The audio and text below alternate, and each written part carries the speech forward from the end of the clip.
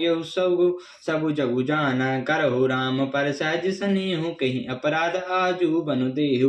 कबु न कियो स्वाति हरेषु, प्रीति प्रीति जन सबु देशु। कौसल्या सब कहा बिकारा, तुम जेहि लागे ब्रजपुर पारा। कोई एक विधाता को दोष देते हैं जिसने अमृत दिखाकर विष दे दिया। नगर में खलबली मच गई, सब किसी को सोच हो गया। हृदय में दुख जलन हो गई, आनंद उत्साह मिट गया। ब्राह्मण की स्त्रियां कुल की मान्य बड़ी बूढ़ी और जो कैकेयी की परम प्रिय थी, वे उसके शील की सराहना करके उसे सीख देने लगी, पर उसको उनके वचन बाण की समान लगते हैं। वे कहती हैं, तुम तो सदा कहा करती थी कि श्री रामचंद्र जी के समान मुझे भरत भी प्यारे नहीं है। इस बात को सारा जगत जानता है। श्री रामचंद्र जी पर तो तुम स्वाभाविक स्नेह करती हो, आज किस अपराध से उन्हें बंद देती हो। तुमने कभी सौत ढाई नहीं किया। सारा देश तुम्हारे प्रेम विश्वास को जानता है। अब कौशल्या ने तुम्हारा कौन सा बिगाड़ कर दिया, जिसके कारण तुमने सारे नगर पर ब्रज गिरा दिया। सिया की पिया पर संगु पर हरि राम, लखन की रहे धाम सिया राम।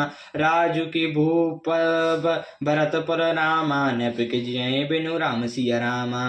क्या सीता जी अपने पति का साथ छोड़ेंगी? क्या लक्ष्मण जी श्री रामचंद्र जी के बिना घर रह सकेंगे? क्या भरत जी श्री रामचंद्र जी के बिना अयोध्यापुरी का राज कर भोग सकेंगे? और क्या राजा दशरथ श्री रामचंद्र जी के बिना जीवित रह सकेंगे? अस बिचारी और चाणुस को हूँ, शोक कलंक कोटि जनी हूँ।